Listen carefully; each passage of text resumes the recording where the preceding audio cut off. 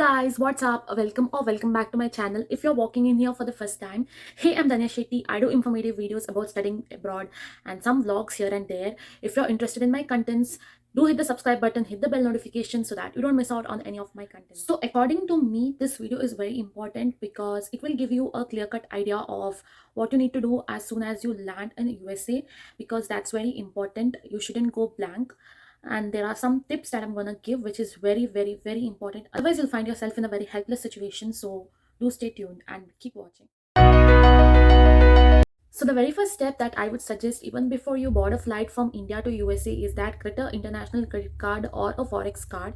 More than a forex card, I would suggest an international credit card, because now see, as soon as you land in USA, you would want a mode of transportation, and you book that through an app, and in the app they'll ask for the payment options, and sometimes your forex card may not work in those aspects, so it's better to have an international credit card.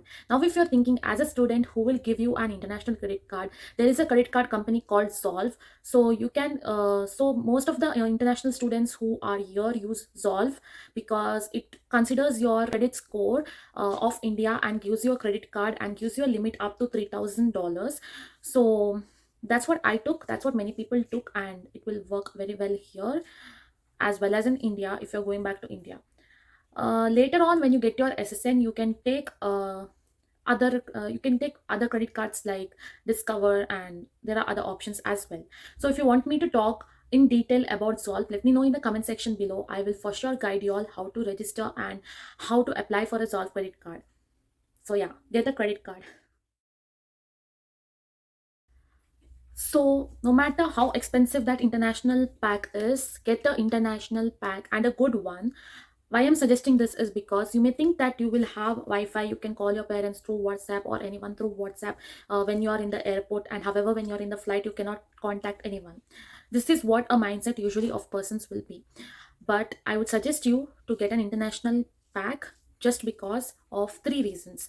The very first reason being, there will be a lot of security checks, and sometimes in the hassle you forget some things. You cannot rely on WhatsApp call.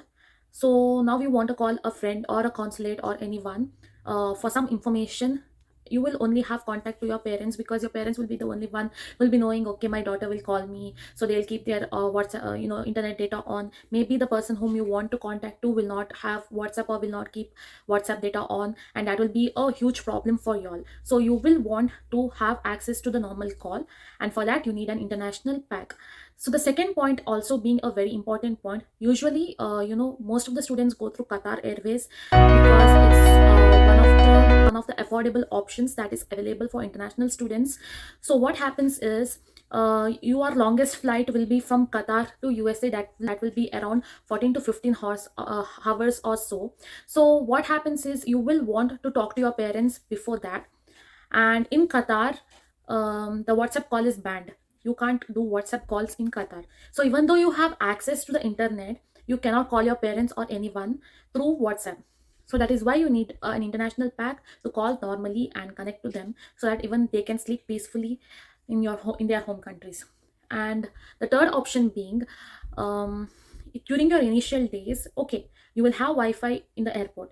Then you'll come to your accommodation. 2 to 3 days you will not have Wi-Fi setup, or you will need time for things to happen and for Wi-Fi to get set up and go out and actually get the Wi-Fi system and stuffs like that. So what you will want, you will again want a means to communicate to your parents. You cannot uh, just sit and think, okay, next 2 to 3 days I will not talk to my parents. So you need an international pack, and it's very important. I have made my point clear. I guess so. So let's move to the next point. So the next point is book a cab.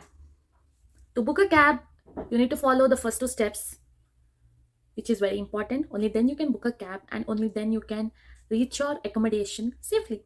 So book a cab. I don't want to speak a lot about it. There is no you know reaching your destination and paying them by cash option here. So you have to do the payment before in hand. So do follow the first option. But more than Uber, I would suggest you to contact someone who is in USA to get there will be some people who will be doing these services and will be in a less and a more affordable price. So do contact anyone who is here if they know someone who can give you that lift from airport to accommodation. So next, if you don't want to sit in the road or if you don't want to be homeless, the first thing that you have to do when you're in India itself is, once you book a flight, once you know what time you'll reach here, if you're reaching here in the odd hours, that is in the night time or too early, then there will the office will not be open, like your landlords will not be in the office, but you will need a key to enter the house, of course. So you better contact them sitting in India itself, telling them the date and time that you're reaching, so that in case it's not their office hours, they can do other arrangements, they can keep it somewhere that only you will be knowing. So make sure to contact the landlords even before coming here.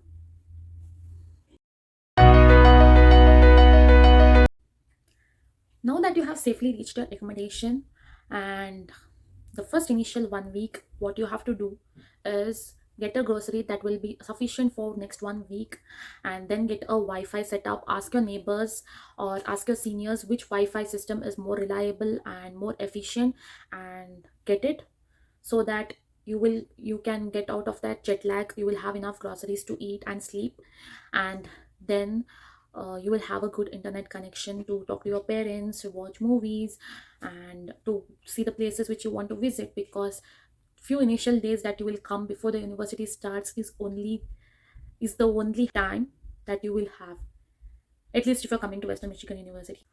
So, guys, the only reason I am telling this is because many of y'all in my comment section have commented that y'all want to come to Western Michigan University, which is a very good news. But be aware of some things.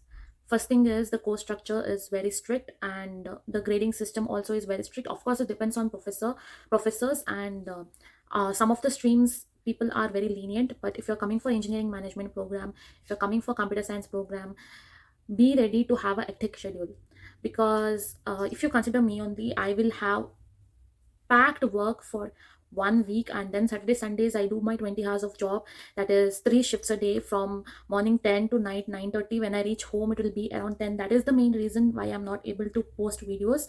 But yeah, that's the way of life, that's why we come for masters. But if you want to enjoy life, like if you have come here to enjoy, if you're thinking of road trips, plans and stuff, you can still do it. I'm not telling you cannot do it, but you will have an hectic schedule. If you want such life, then you better think about going to some other university.